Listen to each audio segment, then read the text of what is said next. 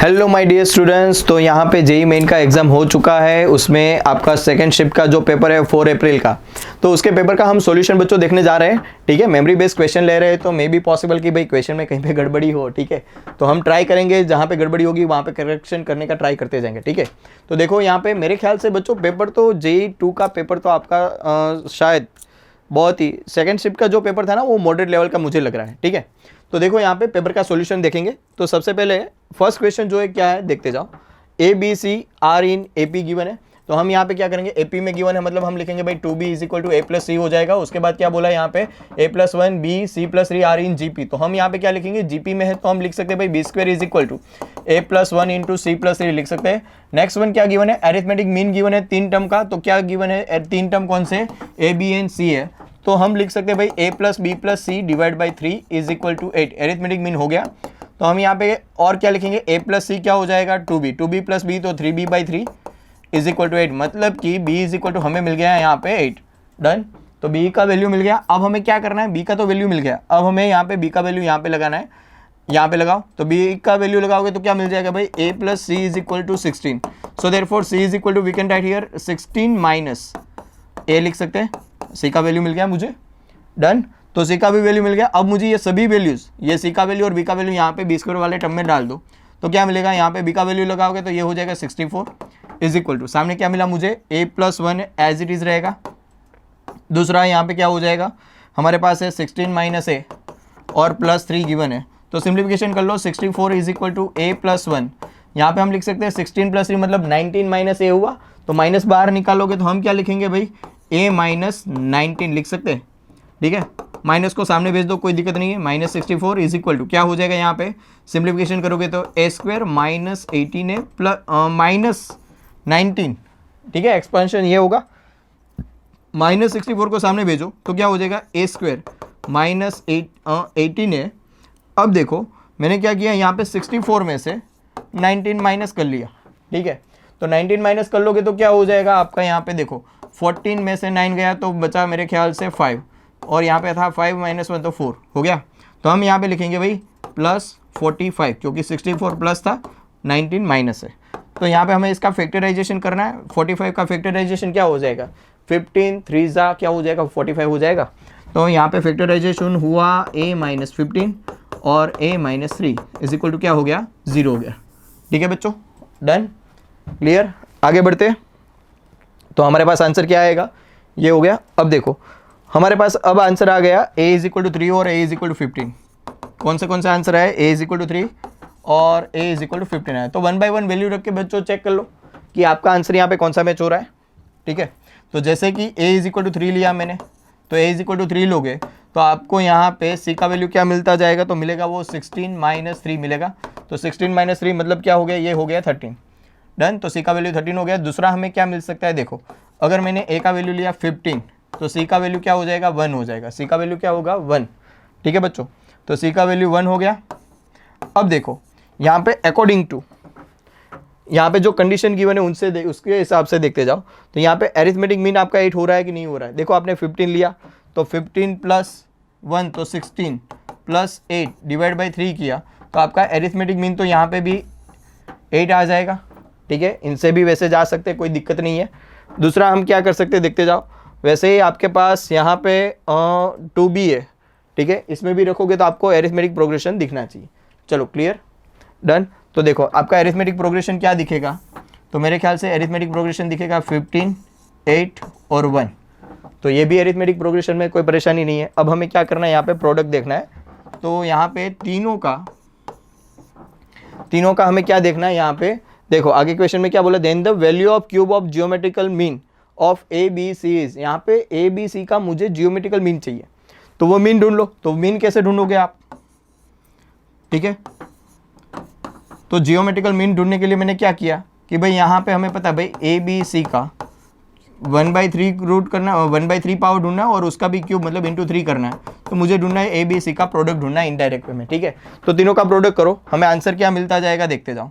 तो यहाँ पे हमारे पास वैल्यू क्या मिला 3 इंटू B का वैल्यू है 8 इंटू 13। ठीक है, चलो क्लियर, डन। तो इसका प्रोडक्ट किया तो मुझे क्या मिल जाएगा 8 3 = 24 इंटू 13 मिला। ठीक है बच्चों। अब बहुत सारे बच्चे बोलेंगे सर इसका भी तो मीन मिल सकता है। हाँ देखो, तो यहाँ पे 15 इंटू 1 इंटू आप ऐड कर लो, तो यहाँ पे आपका आंसर मैच ही नहीं होगा। डन, तो वो आंसर नहीं मैच होगा तो हमें दूसरा देखना पड़ेगा, भाई दूसरा कौन सा वैल्यू है। तो यहाँ से आपका आंसर पता चल जाएगा। देखो ये हो गया 24 इंटू आप 13 कर लो तो आपको आंसर मिल जाएगा। तो मैंने 24 इंटू 13 किया तो 13 4 जा हो जाएगा मेरे ख्याल से 52, 13 2 जा 26, 26 प्लस 5 तो वो हो गया 31। तो आंसर आपका आ गया 312। ठीक है बच्चों, डन। तो आपका करेक्ट आंसर क्या हो गया 312। नेक्स्ट क्वेश्चन देखो बच्चों, नेक्स्ट क्वेश्चन इंटीग्रेशन का क्वेश्चन था, बहुत ही इजी क्वेश्चन पूछा था। ठीक है, अब आपको यहाँ पे ढूंढना क्या, अल्फा ढूंढना है। तो सिंपल है, हम क्या करेंगे, i इज इक्वल टू मैंने यहाँ पे लिखा integration from -1 to 1 cos alpha x divide by 1 + 3 is equal to यहाँ पे 2 पाई बाई आंसर गिवन ही है, i का वैल्यू ऑलरेडी गिवन है। हम क्या करेंगे, इसको सिंप्लीफाई करते चलते हैं, देखते जाओ। तो मैंने क्या किया, i इज इक्वल टू, हम यहाँ पे कर रहे हैं, यहाँ पे प्रॉपर्टी अप्लाई कर रहे हैं। कौन सी प्रॉपर्टी, तो कि भाई f ऑफ x की जगह पे अगर integration a to b given है तो आपको यहाँ पे अप्लाई कर सकते हो integration of a to b f of a + b - x वाली प्रॉपर्टी आप यहाँ पे अप्लाई कर सकते हो। तो यही प्रॉपर्टी मैंने अप्लाई की। तो यहाँ पे मुझे क्या मिल जाएगा, integration from -1 to 1 cos alpha x as it is रहेगा because of cos is even function, right. Next 1 + 3 - x लिखा मैंने। अब देखो क्या हो जाएगा, i is equal to integration from -1 to 1। अब यहाँ पे क्या करेंगे हम, 3 - x है तो 1/3 x लेके एलसीएम ले लो तो मुझे फाइनली मिल जाएगा 3 into cos alpha x divide by 1 + 3 ठीक है। गिव इट रिजल्ट नंबर 2 और ये 1। नेक्स्ट क्या करेंगे, 1 + 2 को ऐड कर लो तो ये हो जाएगा 2i। और मेरे ख्याल से यहाँ पे फाइनली आपके पास बचेगा माइनस इंटीग्रेशन फ्रॉम -1 to 1 और यहाँ पे cos अल्फा एक्स कॉमन निकल जाएगा और ब्रैकेट में बचेगा 3 + x + 1 और डिनोमिनेटर में भी क्या बचा, 3 x + 1 dx। ठीक है, चलो क्लियर। तो ये दोनों कट हो गया, इसका इंटीग्रेशन कर लो 2i इज इक्वल टू, और दूसरा ये कौन सा फंक्शन बचा, इवन फंक्शन। इवन फंक्शन है तो क्या लिखेंगे, 2 बाहर आ जाएगा और ये लिखेंगे 0 to 1 हो जाएगा। ठीक है, लिमिट चेंज हो जाएगी। तो cos अल्फा एक्स dx हो गया। अब देखो मुझे क्या करना है, यहाँ पे सिंपल है। अब इसका इंटीग्रेशन कर लो, दोनों साइड से 2 cut, i is equal to क्या बनेगा, 0 to 1 cos alpha x dx। Integration कर लोगे तो मेरे ख्याल से आ जाएगा sin alpha x divide by alpha और लिमिट लगाओ 0 to 1। तो finally i is equal to मेरे पास आ गया, क्या आया, तो मेरे पास i इज इक्वल टू आ गया sin अल्फा बाय अल्फा बचा सिर्फ। ठीक है, और इसके इक्वल आपको आंसर क्या दिया था, 2/π। तो यहाँ पे अल्फा का एक ही वैल्यू पॉसिबल है जो आपको दिख रहा है, π/2। डन, अल्फा का वैल्यू क्या होना चाहिए था, π/2। π/2 होगा तो sin 1 हो जाएगा, sin π/2 पे 1 होगा और नीचे अल्फा का क्या हो जाएगा, π/2 लगाओगे तो डिनोमिनेटर का डिनोमिनेटर न्यूमरेटर में चला जाएगा। ठीक है, नेक्स्ट क्वेश्चन देखो बच्चों, ये हो गया। मुझे यहाँ पे क्या ढूंढना है भाई, यहाँ पे ढूंढना है मैक्सिमम वैल्यू ऑफ n और क्या बोला, coefficient of x⁴, x⁵, x�6 of 1 + x whole raise to n are in AP. इन तीनों के कोएफिशिएंट एरिथमेटिक प्रोग्रेशन में, तो इसके कोएफिशिएंट निकालने का सिंपल तरीका क्या है भाई, NCR वाला तरीका है। डायरेक्ट कोएफिशिएंट आ जाएगा तो यहाँ पे डिग्री 4 है तो आपका कोएफिशिएंट बनेगा NC4, NC5 और NC6। Is it clear. Next one हम क्या करेंगे, देखते जाओ सभी के कोएफिशिएंट एरिथमेटिक प्रोग्रेशन में। तो यहाँ पे प्रॉपर्टी लगेगी 2 into NC5 is equal to NC4 plus NC6 लिख सकते हैं। अब हम क्या लिखेंगे, देखते जाना। मैंने क्या लिखा, 2 इंटू फॉर्मूला लगाया है, इसको n फैक्टोरियल लिखेंगे 5 फैक्टोरियल और n - 5 का फैक्टोरियल लिख सकते हैं इज इक्वल टू, सामने क्या हो जाएगा, तो यहाँ पे भी लिखेंगे भाई n factorial divide by 4 factorial into n - 4 factorial plus n factorial divide by 6 factorial into n - 6 factorial. सही है, चलो समझ में आया, बाउंस गया। अब मुझे नेक्स्ट क्या करना है, दोनों साइड से जो कॉमन होता है हटा दो। अब यहाँ पे देखो, यहाँ पे 5, 4 और 6, लिस्ट कौन है, 4 है तो सभी को 4 तक ले जाओ। तो मैंने लिखा भाई 2/5। ठीक है, सामने यहाँ पे देखो n - 5, n - 4 और n - 6, इसमें भी लिस्ट n - 6 है, नॉट n - 4, क्योंकि n - 4 है इसमें, इसको सिंप्लीफाई करना है तो मुझे एक एक माइनस करते करते पीछे जाना है। तो n - 4 तो कहाँ तक जाएंगे, n - 5 तक। यहाँ पे n - 5 है तो यहाँ पे एक कम करेंगे तो n - 6 फैक्टोरियल कट हो जाएगा हर एक साइड से। ठीक है, वैसे ही सामने वाली साइड पे क्या बचेगा, 1/4 फैक्टोरियल कट हो गया और मेरे पास बचा n - 4 इंटू n - 5 और सामने यहाँ पे बच गया मेरे पास 6 इंटू 5। डन। अब देखो मुझे क्या करना है, दोनों साइड एक ऐसा नंबर मल्टीप्लाई करो ताकि डिनोमिनेटर में से सारे के सारे टर्म हट जाए। तो देखो यहाँ पे 5 है, यहाँ पे 6 और 5, तो 6 और 5 का एलसीएम हो गया 30। तो मुझे दोनों साइड 30 से मल्टीप्लाई करना है। दूसरा ये टर्म भी मल्टीप्लाई में ले लो, तो आंसर क्या आता जाएगा देखते जाना। 30 से मल्टीप्लाई किया तो 5 6 तो ये हो गया 12 n minus 4 is equal to, यहाँ पे तो ये कट जाएगा तो बचेगा सिर्फ 30, प्लस ये क्या होगा 30 कट जाएगा तो बचेगा मेरे पास n माइनस 4 और n माइनस 5। इसको सिंप्लीफाई कर लो, 12 को अंदर मल्टीप्लाई करो, 12n माइनस 12 4 जा क्या हो जाएगा 48 is equal to 30 plus n square minus 9n plus 20 हो गया। सबको सामने ले जाओ और सिंप्लीफिकेशन करते जाओ, ठीक है। तो देखो मैंने लिखा n square as it is minus 9n as it is plus 20 और 20 प्लस 30 हो गया 50 और माइनस 48 था सामने गया तो क्या हो गया प्लस 48 और 12n था वो सामने गया हो गया minus 12n is equal to 0। Add करो minus 9 minus 12 so it is minus 21n plus 98 is equal to 0, ठीक है। 98 के ऐसे फैक्टर जिसका एडिशन क्या हो जाए 21। तो देखो बच्चों इसका क्या होगा 98 के फैक्टर्स, 98 के फैक्टर्स होंगे 14 7 जा, क्या होंगे फैक्टर 14 7 जा। So we can write here n minus 14 n minus 7 is equal to 0। तो यहाँ पे n के दो वैल्यू मिले 7 एंड 14, मैक्सिमम वैल्यू बोला क्वेश्चन में। डन, समझ में आ गया। नेक्स्ट रिलेशन फंक्शन का क्वेश्चन, बहुत आसान क्वेश्चन पूछा है। क्या बोला है, let relation define as x1 y1 related to x2 y2 like this. ये रिलेशन यहाँ पे गिवन है x1 is less than equal to x2 and y1 is less than equal to y2 and given that r is reflexive but not symmetric और r is transitive. तो हमें check करना भाई पूरा रिलेशन क्या है, रिफ्लेक्सिव है कि नहीं। तो सिंपल हम यहाँ पे चेक करेंगे भाई पहला वाला कि भाई पहला वाला सेंटेंस सही है कि नहीं। तो मैंने रिफ्लेक्सिव चेक करना है तो मैं लिखूंगा यहाँ पे x1 y1 रिलेटेड टू, यहाँ पे गिवन है x2 y2 और किस तरीके से दिया, यहाँ पे दिया भाई x1 is less than equal to x2 and y1 is less than equal to y2। तो पहला वाला रिलेशन मुझे चेक करना है रिफ्लेक्सिव है कि नहीं। तो मैं लिखूंगा x1 y1 related to x1 y1। So we can write here x1 is less than equal to x1 and y1 is less than equal to y1, so which is true, r is reflexive हो जाएगा। Clear है। अब देखो symmetric तो पता ही है, inequality में ज़्यादातर केस में सिमेट्रिक होता ही नहीं है, तो यहाँ पे भी सिमेट्रिक पॉसिबल नहीं हो जाएगा। तो रिफ्लेक्सिव होगा बट नॉट सिमेट्रिक। तो पहला वाला जो स्टेटमेंट है वो हमारा ट्रू है, ठीक है। अब बात करें ट्रांजिटिव, देखो यहाँ पे x1 less than equal to x2 है तो x2 भी less than equal to x3 तो डायरेक्टली कह पाओगे। तो ट्रांजिटिव वाली भी प्रॉपर्टी यहाँ पे ट्रू है, तो दोनों प्रॉपर्टी ट्रू है, मतलब आंसर हो गया both are true. Done. Next question देखो बच्चों, नेक्स्ट क्वेश्चन यहाँ पे सीक्वेंस सीरीज का क्वेश्चन दूसरा दिया है। यहाँ पे आपको इसको सॉल्व करना है, कैसे सॉल्व करेंगे देखते जाओ। इसका एन टर्म सबको पता है, एन टर्म ढूंढ लो ऊपर। तो न्यूमरेटर का एन टर्म क्या हो जाएगा, देखो डायरेक्ट हम वहीं पे जा रहे हैं। तो न्यूमरेटर का एन टर्म है देखो 1 2 3 अप टू 100, मतलब यहाँ पे हम लिखेंगे n इंटू एन प्लस 1 का होल स्क्वायर लिख सकते हैं। क्या लिख सकते हैं हम, n इंटू एन प्लस 1 का होल स्क्वायर लिखा। अब यहाँ पे क्या लिख सकते हैं, इसको ओपन कर लो तो हम लिखेंगे n प्लस 1 का होल स्क्वायर मतलब n square plus 2n plus 1 और n अंदर मल्टीप्लाई कर दोगे तो क्या हो जाएगा। तो ये सिंपली हम लिख सकते हैं भाई n cube plus 2n square plus n, ठीक है। ये n टर्म था। अब इसमें आगे सिग्मा लग जाएगा, ठीक है। न्यूमरेटर में सिग्मा लगा तो यहाँ पे हर एक में सिग्मा, तो हम लिखेंगे भाई sigma n cube plus 2 into sigma n square plus sigma n, ठीक है। मुझे कहाँ से कहाँ तक 1 से लेकर 100 तक जाना है और नीचे भी सेम टू सेम है, ठीक है। तो हम क्या करते हैं देखते जाओ।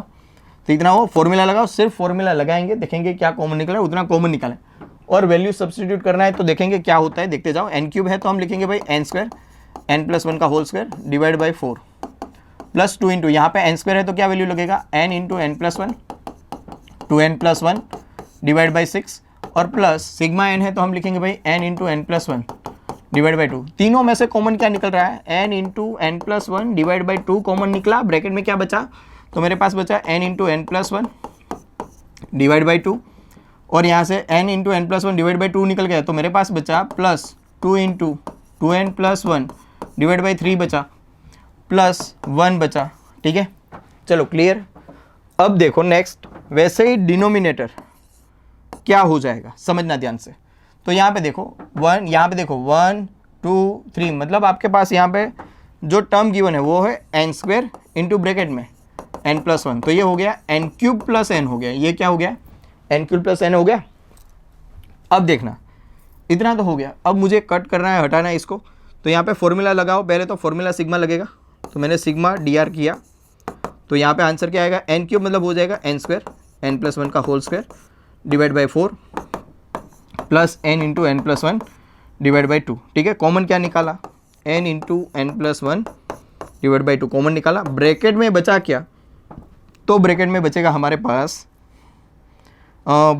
पास क्या बचेगा, तो यहाँ पे बचेगा n इंटू n+1 बाई 2 और +1। ठीक है, अब हमारे पास वैल्यू कहाँ से कहाँ तक है, 1 से लेके 100 तक। ठीक है, तो मुझे पता है यहाँ पे सिर्फ मुझे लगाना क्या है, n की जगह पे सिर्फ 100 लगाना है। तो पहले इन दोनों का रेशियो पता है, ये दोनों तो कट हो जाएगा।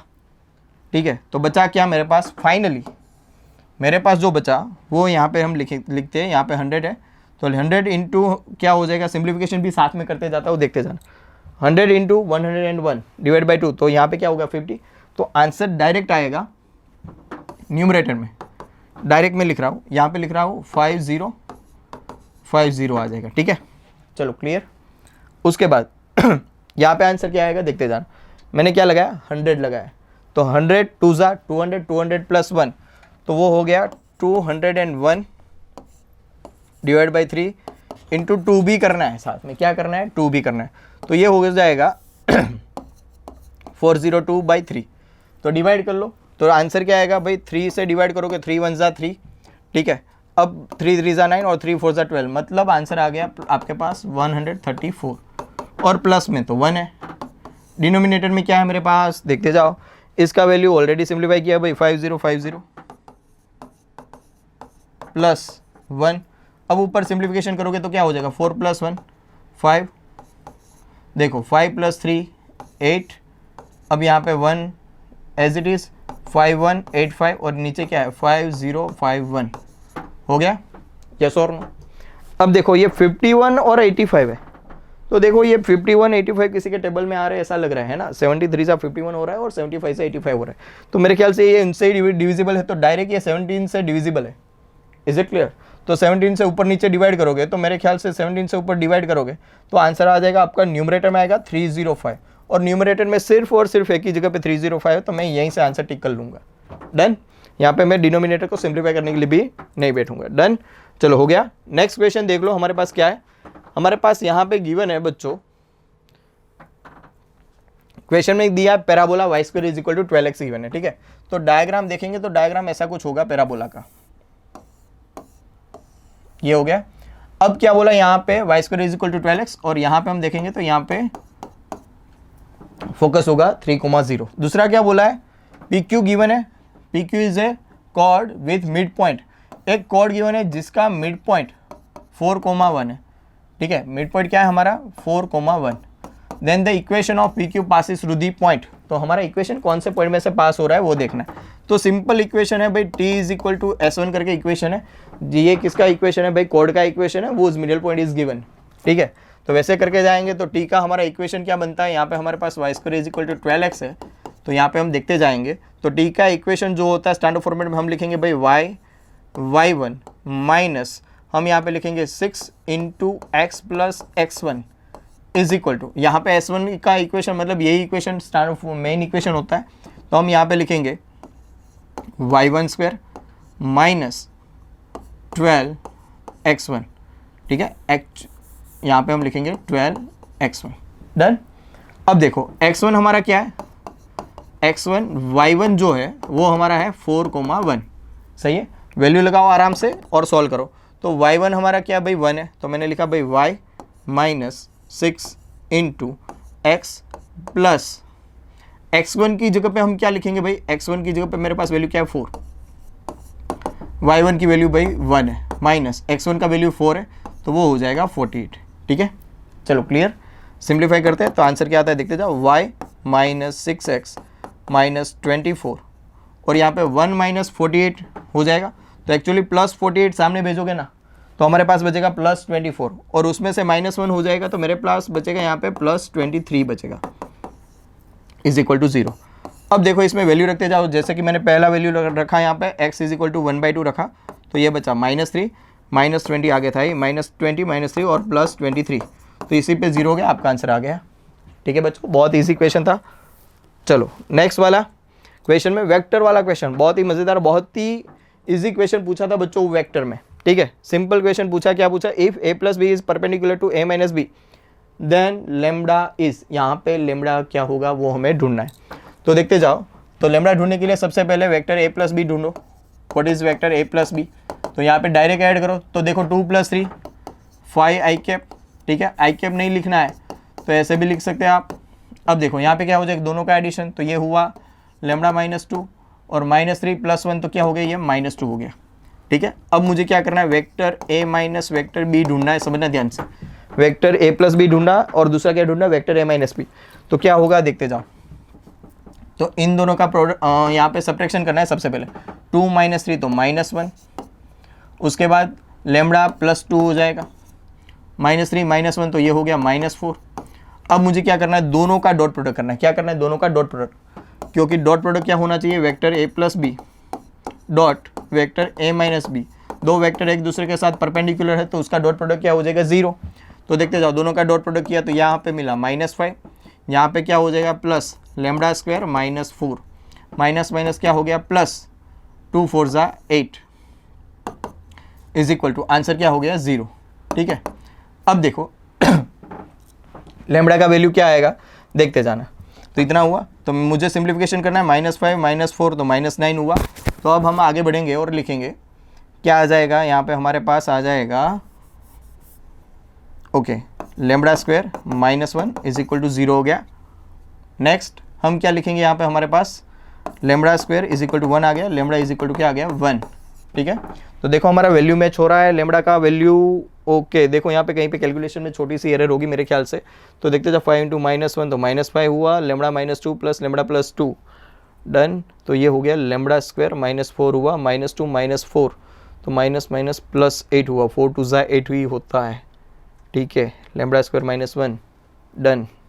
तो बच्चों हमारा आंसर तो सही है। वैसे यहाँ पे कहीं पे ऑप्शन में बच्चों जो दिए ऑप्शन, तो ऑप्शन में गड़बड़ी हो सकती है ना, और मेमोरी बेस्ड क्वेश्चन है तो मे बी पॉसिबल यहाँ पे कोई एक यूनिट है तो इधर उधर होगा, तो आंसर आपका आंसर में कहीं पे गड़बड़ी हो सकती है, ठीक है ना। यहाँ पे ऑप्शन में भी गड़बड़ी हो सकती है।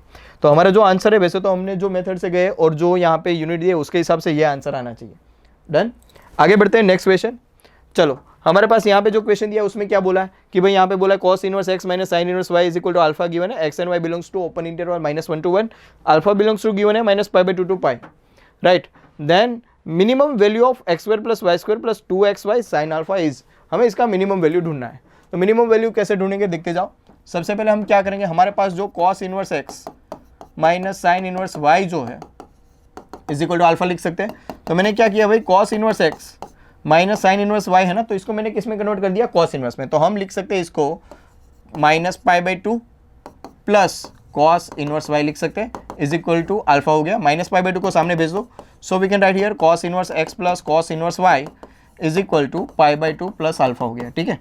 चलो क्लियर। जब आप यहाँ पे देखो अल्फा बिलोंग्स टू बोला ना -π/2 टू पाई, तो आप π/2 ऐड करोगे अल्फा में, यहाँ पे π/2 ऐड करोगे तो हर एक में π/2 ऐड कर दो, तो आपका जो अल्फा है यहाँ पे क्या हो जाएगा, π/2 प्लस अल्फा क्या हो जाएगा, पॉजिटिव हो जाएगा, ठीक है।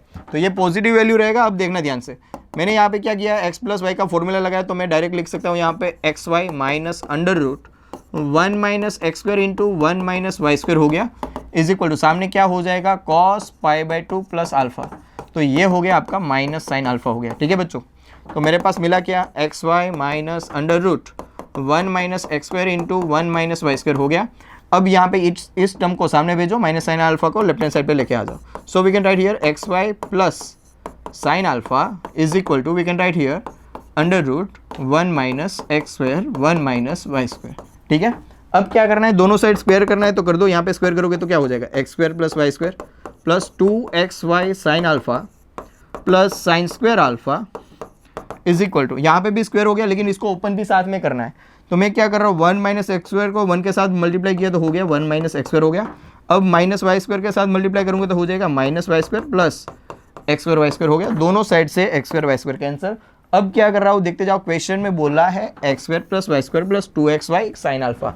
तो मेरे पास यहाँ पे जो x² और y² है सामने ले जाओ, तो हम लिख सकते हैं यहाँ पे x² plus y² plus 2xy sine alpha is equal to 1 minus sine square alpha, that means it is cos square alpha, ठीक है। मुझे इसका मिनिमम वैल्यू चाहिए ना, तो सामने वाले का मिनिमम वैल्यू निकालो, क्योंकि दोनों सेम है, तो इसका मिनिमम वैल्यू हो जाएगा 0 हो जाएगा। डन है, क्लियर। तो आ गया आपका आंसर। नेक्स्ट देखो क्या है हमारे पास, लिमिट वाला क्वेश्चन दिया है, बोला है यहाँ पे continuous at x is equal to बोला है 0, then a square equal to ढूंढना है, हमें ए स्क्वायर का वैल्यू ढूंढना है। कैसे ढूंढेंगे देखते जाओ। तो मुझे यहाँ पे क्या करना है, सबसे पहले जो फंक्शन दिया वो लिखेंगे, हमें पता है देखो एक्स कंटिन्यूस कहाँ पे बोला, at x is equal to 0 पे कंटिन्यूस है, तो हम लिमिट फाइंड आउट करेंगे। सबसे पहले तो लिमिट, ठीक है, limit x tends to 0, 72 raise to x ना, तो हमें पता है 9 8 का क्या हो जाएगा 72, और ऊपर पावर एक्स है तो दोनों को सेपरेट पावर दे दो। तो हम यहाँ पे लिख सकते हैं 9 raise to x, 8 raise to x minus 9 raise to x minus 8 raise to x plus 1। Denominator में हम लिख सकते हैं √2 माइनस √1 प्लस कॉस एक्स लिख सकते हैं, ठीक है, डन। और इसके इक्वल हमारा आंसर क्या आएगा, कंटिन्यूस बोला है तो हम यहाँ पे लिख सकते हैं भाई a log 2 log 3, ठीक है। हम ये बाद में लास्ट में अब लिखेंगे, सबसे पहले इसको सिंप्लीफाई करते चलते हैं। लिमिट x टेंड्स टू 0, देखो यहाँ पे मैंने 9 रेज टू एक्स कॉमन निकाला और यहाँ पे -1 कॉमन निकाला, तो दूसरे ब्रैकेट में क्या बचेगा 8 रेज टू एक्स -1। डिनोमिनेटर में मेरे पास जो है यहाँ पे इसको मुझे क्या करना पड़ेगा, रेशनलाइज कर लो। तो रेशनलाइज करोगे तो क्या हो जाएगा, ये 2, ये -1 माइनस कॉस एक्स हो गया, और ऊपर साथ में प्रोडक्ट में क्या आ जाएगा, प्लस करके आ जाएगा, और cos x का लिमिट लगा लो। तो cos x का लिमिट लगा लोगे तो क्या हो जाएगा, x cos 0, तो मतलब हो गया 1, 1 प्लस 1 हो गया √2, और √2 प्लस √2 मतलब ये हो गया 2 टाइम √2, ठीक है, डायरेक्ट सिंप्लीफिकेशन। नेक्स्ट इसके इक्वल में ये तो है ही, लिखेंगे लिमिट x टेंड्स टू 0। अब मुझे क्या करना है, यहाँ पे देखो इसका सिंप्लीफिकेशन करो, तो यहाँ पे हम लिखेंगे भाई 9 raise to x -1, 8 raise to x -1, तो यहाँ पे हो जाएगा 1 माइनस कॉस एक्स, और ऊपर गिवन है 2√2, डन। तो 1 माइनस कॉस एक्स का फॉर्मूला क्या है, limit x tends to 0, 9 raise to x -1, 8 raise to x -1, denominator में इसको हम लिख सकते हैं भाई 2 साइन स्क्वायर x/2, ऊपर भी 2√2 है तो 2 तो कट हो गया। मुझे क्या करना है, साइन स्क्वायर x/2 है तो नीचे angle same to same set करना है भाई, मेरे को सेट करना पड़ेगा x/2 का स्क्वायर, और मुझे यहाँ पे भी लिखना पड़ेगा भाई x/2 का होल स्क्वायर, लिखना पड़ेगा कि नहीं लिखना पड़ेगा। अब देखो नेक्स्ट, तो यहाँ पे मैंने x/2 का होल स्क्वायर तो लिख दिया, अब क्या करूँगा, देखो x/2 का होल स्क्वायर तो x²/2² तो 4 हो गया, डिनोमिनेटर का डिनोमिनेटर न्यूमरेटर में चला जाएगा, तो मैं लिखूंगा लिमिट x टेंड्स टू 0, तो ऊपर हो गया 4, साथ में √2 है। अब देखो एक x इधर दूंगा, एक x इधर दूंगा, तो 9 raise to x -1 divide by x, तो आपका फॉर्मूला क्या होता है, लिमिट का फॉर्मूला है वो देता है log 9, क्या देता है log 9, वैसे यहाँ पे मिल जाएगा log 8, और डिनोमिनेटर में मिलेगा 1, और सामने मेरे पास क्या है a log 2 और log 3 गिवन है, ठीक है। तो यहाँ से स्क्वायर आगे आएगा और यहाँ पे क्यूब आगे आएगा, है ना। तो मुझे क्या मिलता जाएगा, देखो 4√2 इंटू 2 इंटू 3, ठीक है, 3 2 6 और 6 4 24 इज इक्वल टू a। बाकी सब कुछ दोनों साइड से ये कैंसिल हो जाएंगे, ठीक है, ये दोनों साइड से ये कट हो जाएंगे, ठीक है। तो मुझे a is equal to finally value क्या मिल गया, 24√2 मिला, क्या मिला 24√2, ठीक है। अब 24√2 मिला ना, उसका स्क्वायर कर लो, क्या कर लो 24√2 का स्क्वायर कर लो, तो आपको आंसर मिल जाएगा यहाँ पे। तो 24√2 का स्क्वायर किया तो 24 का स्क्वायर हो जाएगा 576 इंटू 2 करो, तो मेरे ख्याल से आप जब प्रोडक्ट करोगे तो आंसर आ जाएगा 1152। क्लियर है, डन। नेक्स्ट हमारे पास क्या दिया है, मैट्रिक्स वाला क्वेश्चन दिया है, ये भी बहुत मज़ेदार क्वेश्चन था। यहाँ पे आगे आई दिया है, x इज इक्वल टू ये सीक्वेंस दिए, कहाँ तक बोला है, the sum of the elements of x, और सीक्वेंस दी है 10 तक, कहाँ तक सीक्वेंस दी है 10 तक। तो पहला काम मुझे एडजॉइंट ढूंढना है, व्हाट इज एडजॉइंट ऑफ ए, तो बहुत ही ईजी है, 2/2 है तो डायरेक्ट एडजॉइंट निकालोगे 1 0 1, और यहाँ पे हो गया -2। अब मुझे एडजॉइंट का स्क्वायर करना है, समझना ध्यान से, एडजॉइंट का जैसे स्क्वायर करूंगा क्या हो जाएगा 1 0 2 -2 1, वापस उसी के साथ प्रोडक्ट, तो प्रोडक्ट डायरेक्ट क्या हो जाएगा, देखो 1 1 और ये 0, तो पहला 1 आएगा, ये 0 आएगा, और ये तो 1 ही आ जाएगा, ठीक है। अब जो देखना है वो देखो, तो -2 तो ये हो गया -4।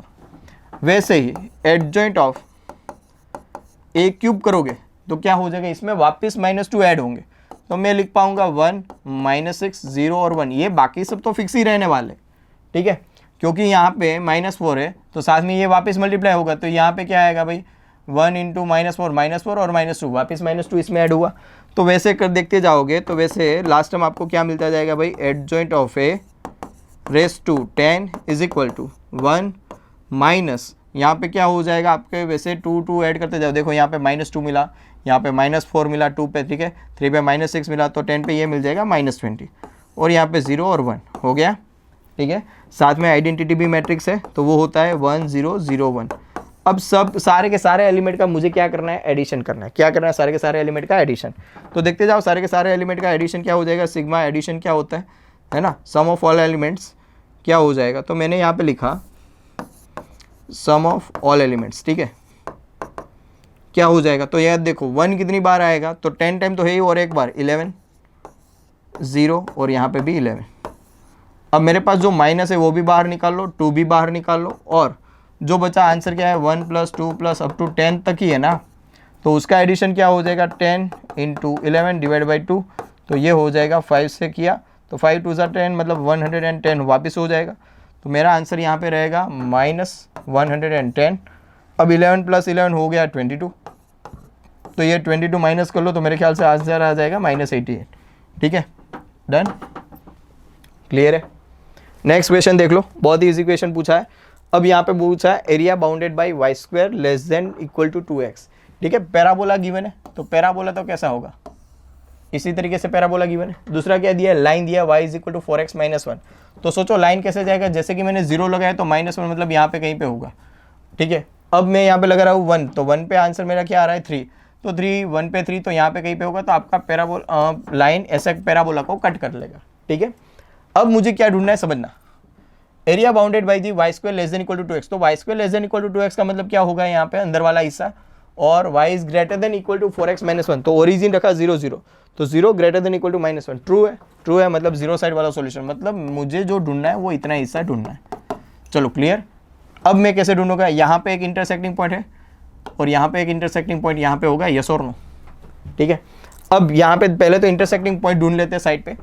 तो देखो y² तो मैं लिखूंगा y² = 2x, और दूसरा लाइन है y = 4x - 1, 2x का वैल्यू निकाल लूँ तो y + 1/2 = हो गया 2x, यहाँ पे रखो y² = 2x की जगह पे मैं क्या लिखूंगा y + 1 और 2 सामने आ गया, तो मैंने लिखा भाई 2y² - y - 1 = 0। फैक्टराइजेशन किया तो 2y² - 2y + y - 1 = 0, y common निकाला 2y और सामने +1 निकला और साथ में आया y - 1 = 0। दो इंटरसेक्टिंग पॉइंट मिले, y = 1 एंड -1/2, ठीक है। तो नीचे वाला होगा -1/2 होगा यहाँ पे, और ये वाला पॉइंट होगा 1, ठीक है, क्लियर है। अब हमें क्या करना है, इसका इंटीग्रेशन ढूंढना है, और ऊपर वाले में से नीचे वाला क्या करना है, कर्व माइनस करना है। तो हमारे पास ऊपर वाला जो कर्व है उसमें से x का वैल्यू ढूंढोगे तो आपको क्या मिल जाएगा, यहाँ पे x = मिल जाएगा y + 1/4 मिलेगा, क्या मिलेगा y + 1/4।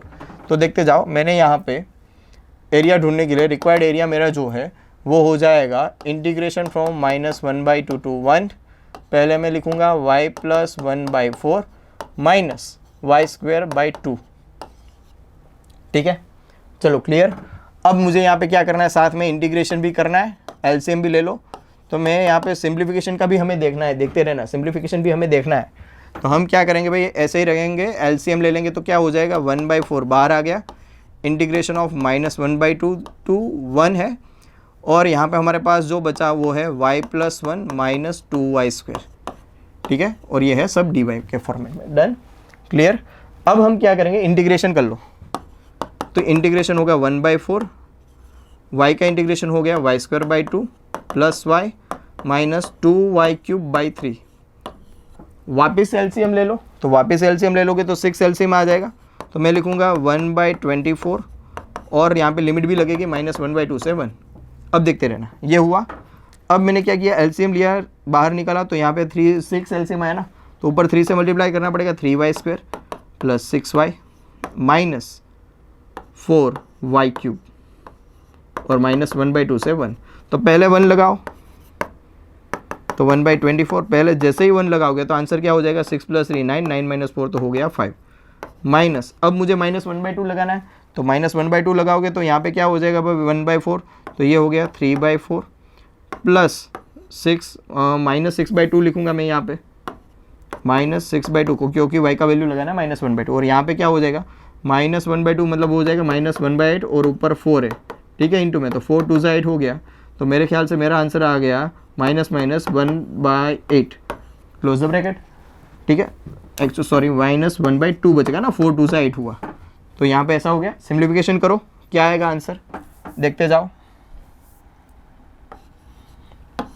अब देखो a is equal to 1/24 as it is, समझना ध्यान से, 5 भी एज इट इज, यहाँ पे एलसीएम ले लो वापस, देखो -6 है प्लस 5, -6 प्लस 1, तो आपका आंसर क्या आ गया -5।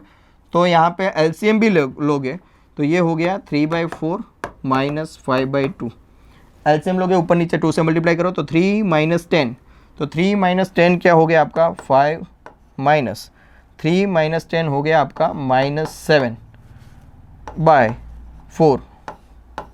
चलो क्लियर, डन हो जाएगा। अब देखो ये माइनस माइनस क्या हो गया, प्लस हो गया। a is equal to 1/24। अब देखना मैं क्या करूँगा, यहाँ पे 5 4 ज़ा 20 + 7 डिवाइड बाई 4, तो आंसर हमारा क्या आ जाएगा, a इज इक्वल टू ये हो गया 1/24 इंटू 27 डिवाइड बाई 4, तो 9 3 ज़ा, और यहाँ पे 3 से डिवाइड करोगे तो क्या होगा 8 3 ज़ा 8 4 ज़ा 32 और 9/32 आ गया आपका आंसर, सही है। चलो नेक्स्ट क्वेश्चन देखो, नेक्स्ट क्वेश्चन में क्या बोला है, डिफरेंशियल इक्वेशन का क्वेश्चन है, बहुत मस्त क्वेश्चन है, और यहाँ पे टाइपिंग एरर है क्योंकि, और मे बी क्वेश्चन में कुछ और भी हो सकता है क्योंकि मेमोरी बेस्ड क्वेश्चन है बच्चों, ठीक है। तो यहाँ पे हमारे पास क्या है, x² + 1 का whole square dy plus y, यहाँ पे साथ में क्या लिखा है भाई, ब्रैकेट के अंदर 2x³ + 2x गिवन है, ठीक है, ध्यान में रखना, और साथ में 2x गिवन है यहाँ पे -2, और ब्रैकेट के बाहर है dx is equal to 0 given है, क्लियर। मैंने क्या किया, इसको dx को सामने भेज दिया या तो फिर पूरा टर्म सामने ले लिया, ऐसा आप सोचो, तो मैंने इसको कन्वर्ट कर लिया स्टैंडर्ड फॉर्मेट, डिफरेंशियल इक्वेशन के स्टैंडर्ड फॉर्मेट में, लीनियर डिफरेंशियल इक्वेशन में कन्वर्ट कर लिया, तो ये हो जाएगा dy/dx plus y into 2x³ + 2x divide by x² + 1 का whole square is equal to 2/x² + 1 का होल स्क्वायर, ठीक है।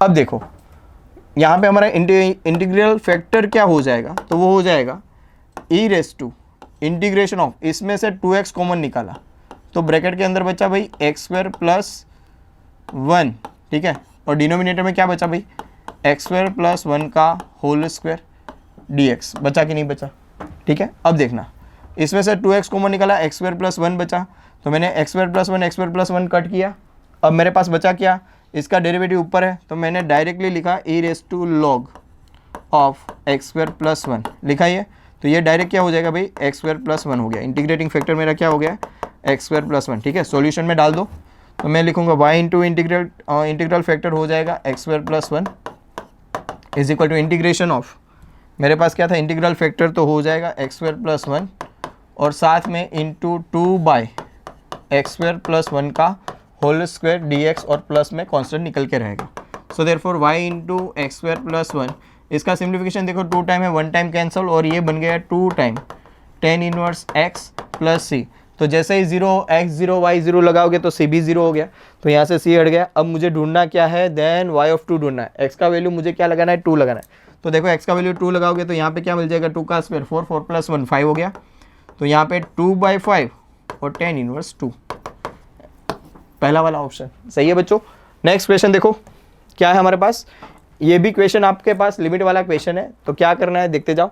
फंक्शन दिया है, सबसे पहले इसका डेरिवेटिव कर लो तो सिंपल है, इसका डेरिवेटिव जो है वो डायरेक्ट होता है f(x) is equal to T की जगह पे x लग जाएगा, x plus sign of 1 - e⁻x होगा, ठीक है। तो लिमिट मुझे यहाँ पे अप्लाई करनी है, तो 0/0 फॉर्मेट हो रहा है, तो मैंने क्या किया भाई यहाँ पे डायरेक्ट क्या किया ऊपर नीचे डिफरेंशिएशन, तो पहला हमारा स्टेप जो हुआ limit x tends to 0 f(x) divide by x³ is equal to, मैं क्या करूँगा x टेंड्स टू 0 लगा रहा हूँ तो 0/0 फॉर्मेट मिल रहा है, तो मैंने क्या किया ऊपर नीचे डेरिवेटिव, मतलब हुआ लिमिट x टेंड्स टू 0 और ऊपर होगा f(x), नीचे हो जाएगा 3x², क्लियर है। अब मैंने यहाँ पे वैल्यू डाली, लिमिट x टेंड्स टू 0 और f(x) है हमारे पास क्या है, वो है हमारे पास x plus sign of 1 - e⁻x और डिनोमिनेटर में 3x²। वापिस से इसका डिफरेंशिएशन करो ऊपर नीचे, लिमिट एक्स टेंडर्स टू 0, एक्स का डेरिवेटिव हो गया 1 plus cos of 1 minus e raise to x, और साथ में आएगा minus e raise to x, हो गया। डिनोमिनेटर में हो गया 6x, ठीक है। वापस से अप्लाई करोगे तो आपके पास 0/0 ही फॉर्म मिल रहा है। तो वापस आप क्या करो, वापस differentiation, limit x tends to 0, 1 का डेरिवेटिव हो गया 0। अब यहाँ पे u इंटू वी फॉर्मेट में होगा, कॉस का डेरिवेटिव हो जाएगा माइनस साइन, लेकिन हम लिखेंगे साइन पॉजिटिव क्योंकि यहाँ पे एक और माइनस है, sine 1 minus e raise to x, और साथ में ई रेस टू एक्स तो था ही एक, और दूसरा वापस क्या आएगा यहाँ पे minus e raise to x आ जाएगा और एक, ठीक है, क्योंकि अंदर वाले का तो भी मुझे डिफरेंशिएशन करना है। अब इतना हुआ, अब देखेंगे माइनस, दूसरा क्या लिखेंगे, अब सिर्फ इसका ही मुझे क्या करना है, डिफरेंशिएशन ना, तो वही आएगा भाई minus e raise to x bracket के अंदर cos of 1 minus e raise to x, हो गया। डिनोमिनेटर में क्या आ गया, 6 आ गया। अब मुझे लिमिट अप्लाई करनी, अब अप्लाई कर दो, हो जाएगा, ठीक है। तो जैसे अप्लाई करोगे तो ये पूरा 0 हो गया, तो ये 0 हो गया, तो यहाँ पे हमारे पास क्या बचा, -1 बचा, तो मैं लिखूंगा आंसर आ जाएगा -1/6, ठीक है। चलो क्लियर बच्चों, डन।